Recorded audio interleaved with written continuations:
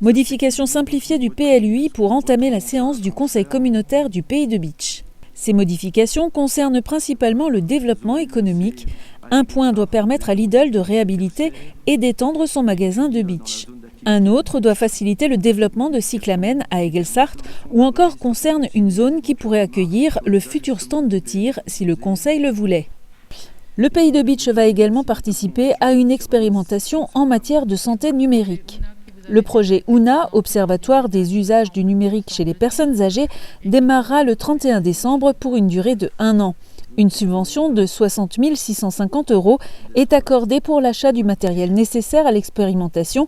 Il s'agit de visiophones assistés et des équipements associés. Et maintenant, on va être dans la phase d'expérimentation, c'est-à-dire on va déployer auprès des personnes âgées, on va le personnaliser et on va suivre l'évolution de tout ce matériel pour savoir est-ce que ça fonctionne ou pas.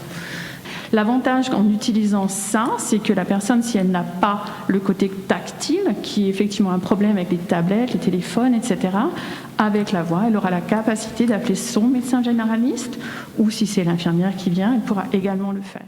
Dernier point à l'ordre du jour, l'adoption d'une motion de soutien aux services publics en milieu rural que chaque commune devra adopter en conseil municipal. Par cette motion, le Conseil communautaire souhaite réaffirmer une ferme volonté de défendre tous les services publics aujourd'hui présents sur le territoire et susciter la mise en place de nouveaux services visant à renforcer l'attractivité du territoire.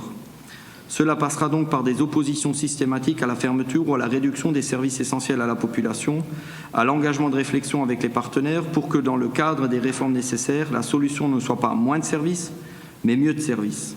Une motion qui a soulevé des interrogations autour de la gendarmerie de Bitche dont la construction n'est toujours pas lancée. Aujourd'hui, la gendarmerie, alors je ne comprends pas trop bien le débat, parce qu'il y a un courrier, et que je peux communiquer, je peux même donner, signé du ministre sur l'engagement de la gendarmerie à Bitche.